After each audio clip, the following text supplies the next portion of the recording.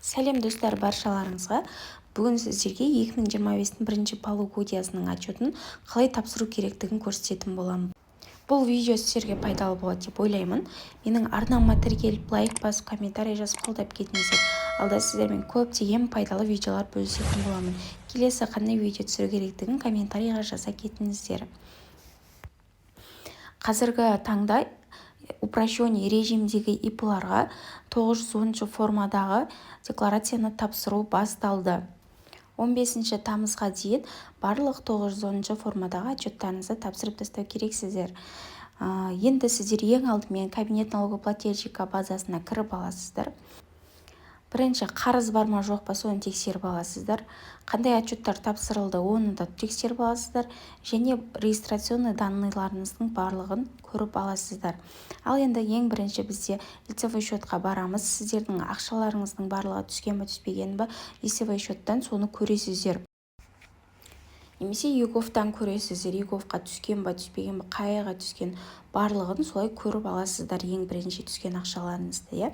Одан кейін лицевой счетқа барып көріңіздер, осы жерде кіресіздер.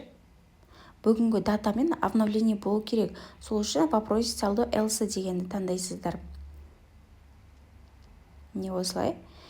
Ары қарай обновить страницу дейсіздер. Отчеттарыңызды тапсырып болған соңда лицевой счетқа кіріп сіздер обновить ету керексіздер. Бұне бүгінгі күнгі датамен, қазіргі сағатпен осылай сіздер лицевой счеттарыңызды обновить етіп аласыздар. Түскен ақшаларыңыздың барлығы осы жерде тұрады.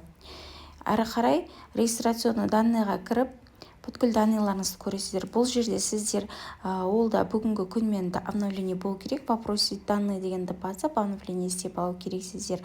Бұл жердегі бізде 9-шы разделдегі сіздердің ИП-ларыңыздың УГД номері және по жительство УГД номері, осы екеуі сіздерге керек болады.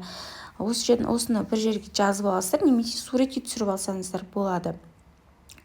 Осы екі УГД бізге қазір отчетта қоятын боламыз. Жоғары қарай шығасыздар. Енді настройки список форм дегенге барасыздар. Бұл жерде 2025-ті таңдайсыздар. Төменге қарай түсесіздер. 910 формадағы отчетты таңдайсыздар. Міне сіздерге осылай басты бет шығады.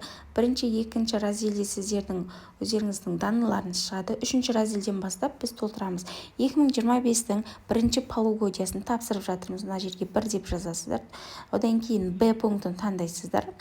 6-шы разделде бұл бірінші рет тапсырылып жатқан отчет болғасы первоначальный таңдайсыздар. Егерде екі немесе одан да көп отчет болып тапсырылған болса, очередная дейсіздер. Дополнительный деген ол сізде отчетыңызда қате кетсе, дополнительный отчет деген тапсырасыздар. Егерде уведомление арқылы келген отчет болса, дополнительный по уведомлению деген таңдайсыздар. Жабатын болсаңыздар, ликвидационный таңдайсыздар. Әрі қарай резидент деген жерге галочка қоясыздар.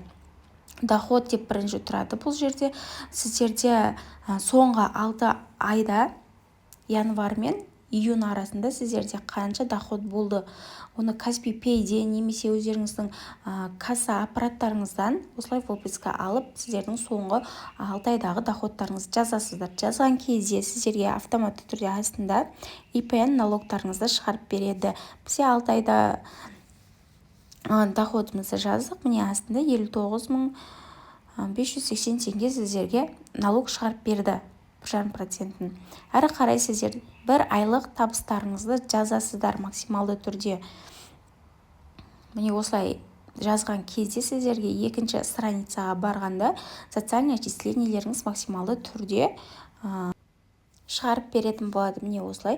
Міне 29.750 теңге ол максималкада салған ИП-ларына. Міне осылай 595 теңге деп жазасыздар. Алдыңғы бірінші страница доходтарыңызды 1 айлық.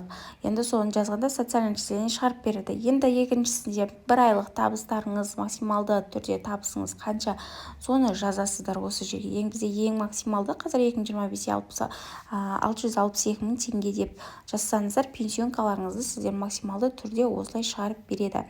Әрі қарай сіздерде ОПВР-ларыңыз жазасыздар. Барлығын бұл жақта максималкаға салғандықтан бізде максималды ОПВР, пенсионный работодатель дегеніміз 16.550 теңге. Бұл полный 6 айға салып шыққан. 6 айда доход болған бұл кісіде. Әрі қарай медстраховканы жазасыздар. Бұл жерде медстраховка 5950 теңге, барлық жеріне 5950 теңге деп жазып шығасыздар. Осылай барлық жазасыздар. Келесіде бізде екінші страницада тек қана салған ақшаларыңызды енгізген соң, бізде үшінші страницада ол тек қана жұмысшы бар кезде ғана толтырылады. Әрі қарай төртінші страницаға барамыз. Төменге қарай түскен кезде бұл жерде раздел бизнес деген жерге сіздердің ипларыңыздың адресін жазатын боламыз. Бұл налогты қай ауданға немесе қай ауылға, қалаға төлегендеріңіз осы жерге жазасыздар. Бағанағы регистрационный данныдағы УКУ-ды номер, по месту нахождения ИП-ның УКУ-ды номерін осы жерге жазасыздар. Найдиді басасыздар. Осылай аудандарыңыз болса, выбрать деп таңдайсыздар. Сіздердің налогтарыңыз осы ИП адресі бойынша түседі. УКУ-ды номер бірінші тұрғанда ИП-ның УКУ-ды номерін жазасыздар. Келесі по месту жительствоны да жазасыздар бұл жерге.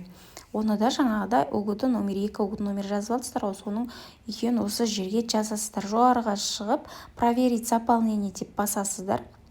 Ошибка жоқ болса, бізде қазір жерде ошибка шығып тұр. Менде социальный налогқа 0 қоямын.